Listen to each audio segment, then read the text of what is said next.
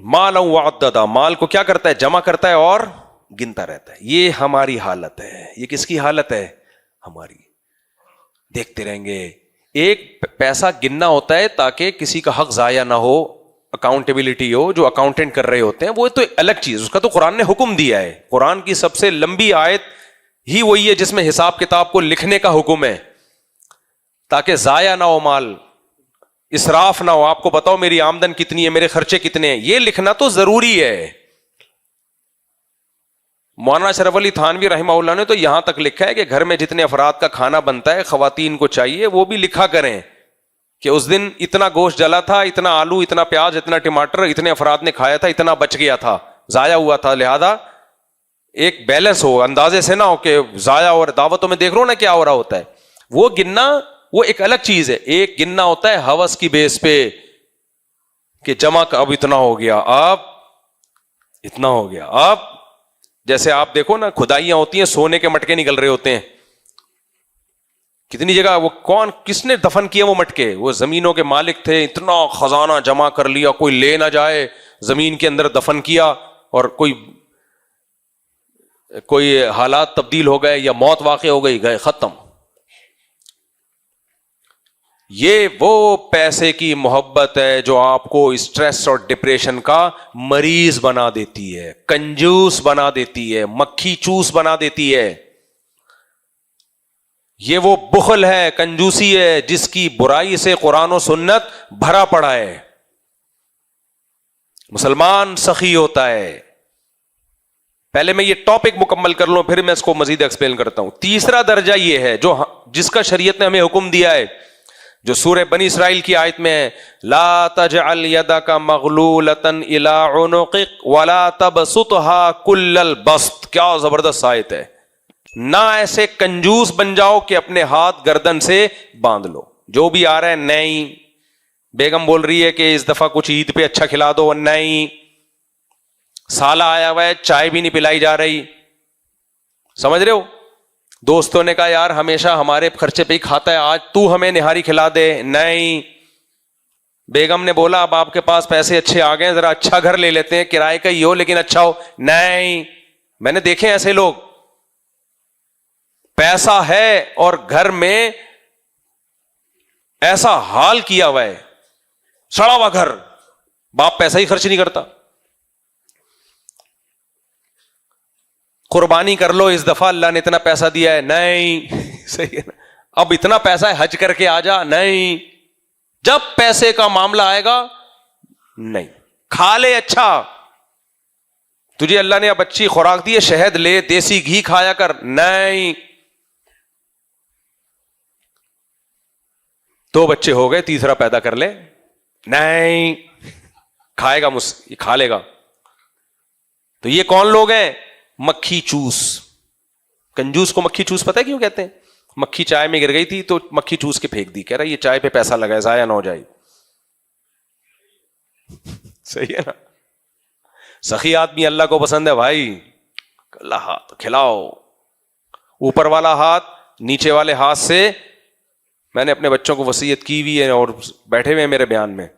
مجھے کہیں پتہ چل گیا نا کہ تم نے کسی سے 1 روپے مانگا ہے، ہر جرم قابل معافی ہے. مانگنے والا جرم قابل معافی. بھوک سے مر جاؤ، جیو ایسے جیسے اللہ کا دیا ہمارے پاس بہت کچھ ہے. اللہ کا فضل ہے، اللہ نے ہمیں بھی ایسی زندگی گزارنے کی توفیق دی. کبھی چہرے پہ یہ نہ لے کر آؤ ہے ہی نہیں، پیسے ہی نہیں ہے. وہ ہمارے حضرت واقعہ سناتے تھے نا، مجھے بڑا مزہ آتا ہے یار. ایک مولوی صاحب تھے ہمارے مدرسے میں پڑھتے تھے، تو وہ شادی نہیں کر رہے تھے.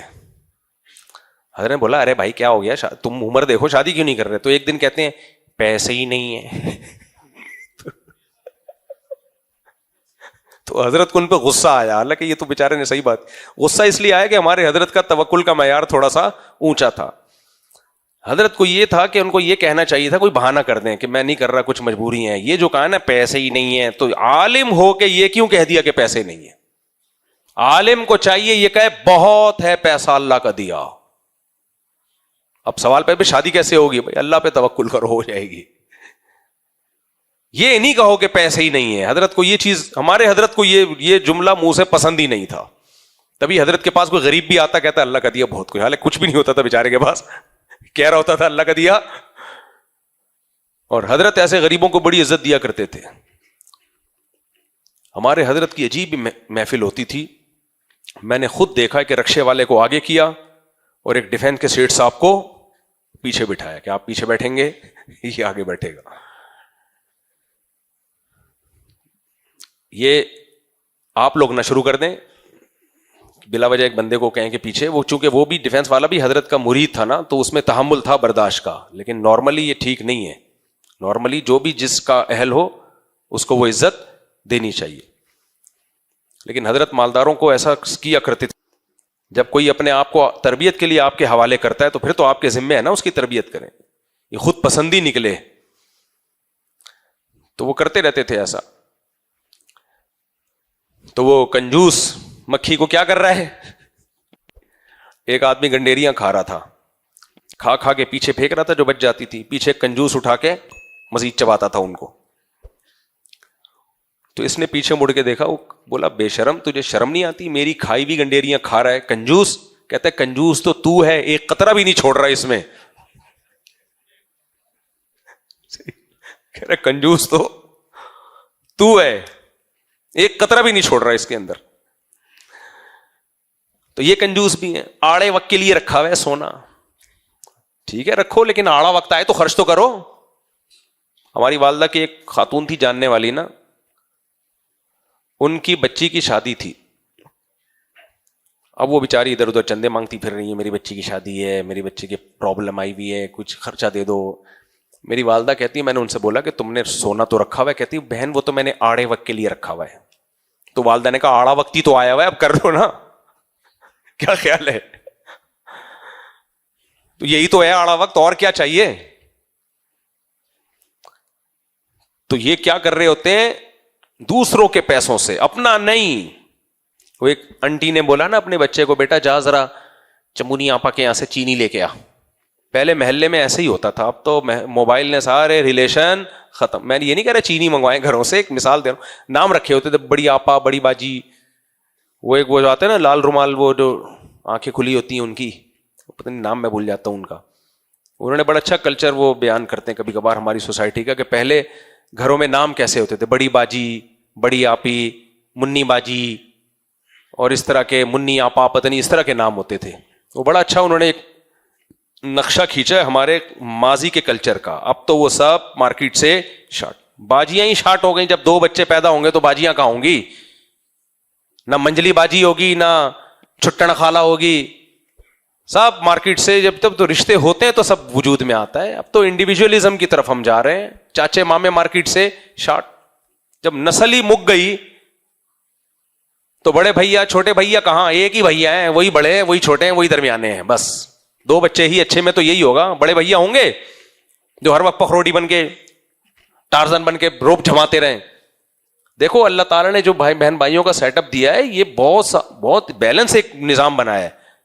بڑا بھائی چھوٹوں کی وجہ سے بہت سی چیزوں سے ریزرو رہتا ہے کہ میں بڑا ہوں, اس کو بڑے پن کا احساس ہوتا ہے. چھوٹوں پہ بڑے کا دباؤ ہوتا ہے. بڑی بہن کی اپنی ایک ماں کی محبت ملتی ہے اس سے, چھوٹی بہنوں پہ روپ جماتا ہے انسان, یہ کرو یہ نہیں کرو, اور اس کی وجہ سے بہت سی چیزوں سے خود صحیح بننا پڑتا ہے. اس کی ذمہ داریاں آتی ہیں بھائیوں کے اوپر. آپ نے نسل روک کے انسانوں کو ہر چیز سے آزاد کر دیا, بیڑا ہی غرق, بیڑا ہی غرق. خیر, تو وہ ایک خاتون نے کہا کہ جا ذرا وہ چمونی آپا کے گھر سے چینی لے کے آ. وہ گیا, انہوں نے کہا میں نہیں دے رہی. بچہ آ گیا, امی وہ تو نہیں دے رہی. کہ نہیں بڑی نالائق ہے, جا چھٹن خالہ کے گھر سے لے کے رہا. وہ چلا گیا جی چھٹن خالہ کے گھر سے لینے کے لیے. امی وہ بھی نہیں دے رہی. جا فلاں سے لے کے آ, فلاں سے لے کے آ. سب نے منع کر دیا, بڑی بے غیرت ہے, بڑی کنجوس ہے, چل اپنا ڈبہ کھول وہاں سے چینی نکال. کیونکہ وہ چینی آڑے وقت کے لیے رکھی ہوئی ہے. آڑا وقت آ گیا, کوئی چینی دینے کے لیے تیار نہیں ہے, اب آڑا وقت آ گیا. یہ تو ایک لطیفہ ہے, لیکن میں نے ایسے لوگ دیکھے ہیں